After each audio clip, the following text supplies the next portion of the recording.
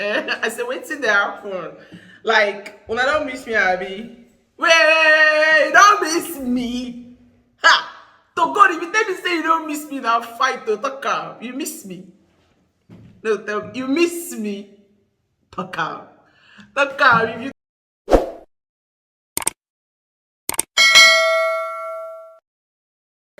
Hi guys, how are you all doing? It's your favorite girl Edochie and you're welcome to J Central. There's a video I want to share with you all, but if you're new to this channel, you're very much welcome. Kindly subscribe and turn on post notification so you'll be notified on our next video. And thank you so much to my amazing old-time subscribers for always tuning in here on J Central.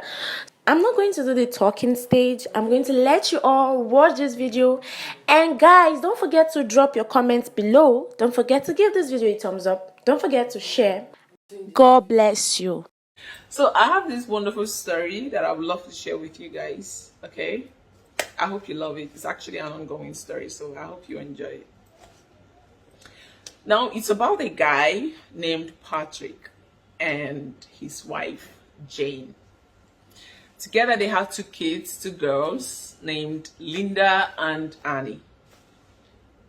So it's a wonderful family. They have fun, go out for date nights, popcorn and films. You know how it goes.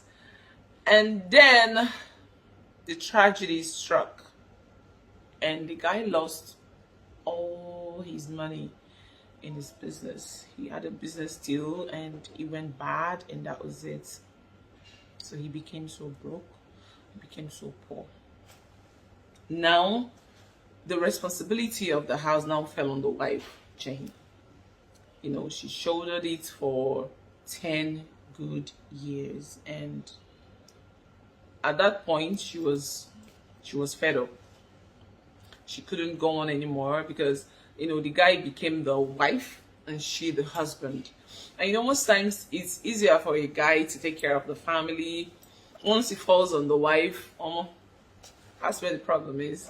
So someone in the company now gave her the idea of traveling to the US, that she will get better job opportunities there since she's like the breadwinner of the house. And she welcomed the idea. So she had a conversation with the husband, telling him that, okay, see, I would love to travel over. I would even love to travel with everybody. What do you think? So the man was like, we cannot just uproot our lives here and just go to America without having any backup plan. So why don't you go first? And then when you're stabilized, you can come back and get us. And she loved the idea. So she processed her visa, she got, and then she took off. Now leaving the husband with the kids, 2 daughters. 4 years into her staying over there and sending money down, now the kids are both 16 and 14. Everything now went to hell. Linda and Jane now became so wayward. They became so stubborn. Oh my God. They would, be rude to their dad, and the man would probably obviously tried, beat them sometimes, caution them, and then it continued to linger on. So he tightened his grip on them. He became more strict. Like, he doesn't allow them go to anywhere, to school parties, birthday parties, nowhere at all. The only place they actually have access to is church, and he will still be there. He will still carry them to church and back. So the kids now, of course, they won't like it, and they will call their mom. They will complain, "Mom, we want him to come back. We're tired of dad," which is only normal, when you're dealing with teenagers. So the mom will promise them that she was coming back, but she won't, because her work won't permit her. Although she was actually working on bringing them over, but she wasn't ready at the time. So now the kids, they couldn't take it anymore. And okay, that's my boy. Okay, so the kids, they couldn't take it anymore, and they started plotting on how to actually started plotting on how to move on from their dad. So they called their mom one fateful night, and they told her that their dad is abusing them. And the mother was like, "What? Wait, what did you just say?" And they repeated themselves again. They said, "Our daddy sleeps with us at night. Though we scream, we cry, we beat him, but nothing ever works. We've been hiding it from you. We didn't want to tell you so you won't feel bad, but we've had it. We can't keep it anymore." The woman was like dead. She was like, and then that's how she started working on coming back. Within a week, she was back to Nigeria. And when she confronted the husband, the man was like, "Eh? What, excuse me, what are you saying? Like, what?" She was like, "Are you sleeping with your daughters?" And I was like, "Why would you even say a thing like this? Why would you even think it? Like, is something wrong with you? How can I sleep with my kids, my own children? Like, who does that?" But unfortunately, the girls were screaming, crying, shouting that he's lying against them, that he was doing it, and all that. And then the mother took them to the hospital just to confirm. And it happened that both of them were not virgins. So, of course, she believed her kids. And in anger, she processed their papers, and luckily for her, she got it, and she took off with the girls, took off with the kids, and leaving the husband behind. So now the husband was so depressed and so hurt by this, and the marriage was basically almost over because she left with the kids, leaving him alone down here. A few months into this, um, she, got the kids settled in the US. They started schooling and everything, so they were okay. Now, the guy was in and out of the hospital, you know, out of heartbreak. He was so depressed. Sometimes he collapsed, and they would take him to the hospital. So one of the nurses there took pity on him, started taking good care of him, and from there, they fell in love, and they started dating. So it was as if the nurse became his strength.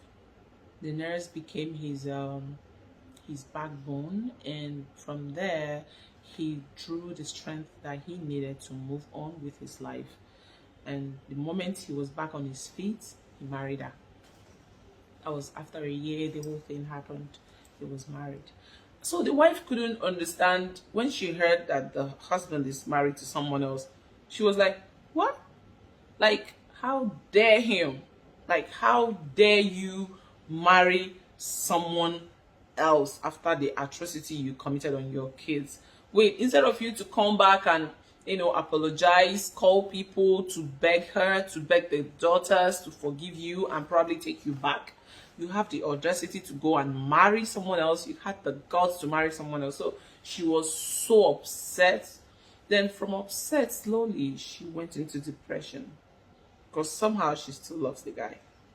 Now the kids, they will see their mom. She doesn't eat anymore. She doesn't go out. She's no longer happy. Like, she doesn't take care of her body. Nothing. In fact, she doesn't even go to work. They sacked her. So the kids, they couldn't take it anymore because it was also affecting them, because there was no money coming in anymore, and the woman is not.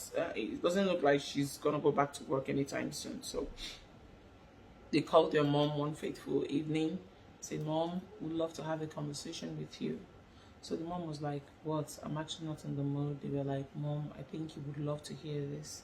She was like, "Okay, so what's the problem?" And they said, "Mom, we are so sorry, but we lied against our dad."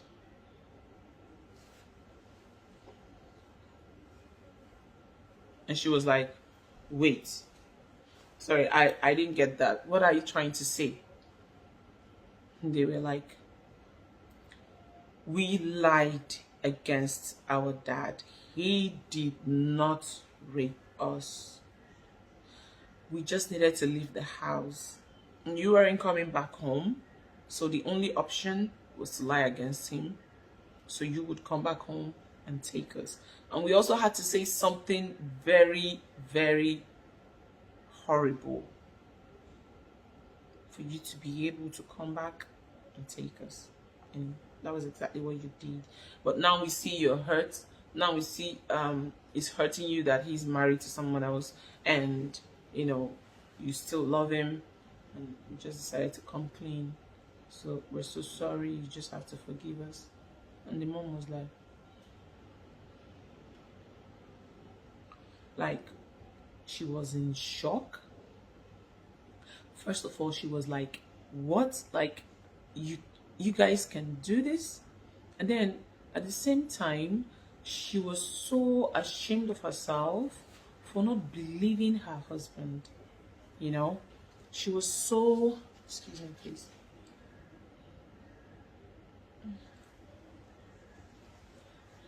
She was so ashamed of herself for not believing in her husband. So, okay, so this is the thing now. The husband is married to someone else, to the nurse. And the first wife is stuck in America with these two girls that did this horrible thing to their own father. So now the question is, should she go back to Nigeria and apologize to the husband? Will he accept the apology now that he is married to someone else? Or should she just stay back in America and continue with the girls and forgive them? Or probably bring them down to Nigeria and leave them here and go back? So, I don't know. What do you think, she should do in this situation? Okay, so, the lady is actually very confused. She's in the pool of confusion right now. So, guys, if you really know what this person should do, please air your opinions in the comment section, okay? Thank you, guys, and I hope you enjoyed this story. See ya.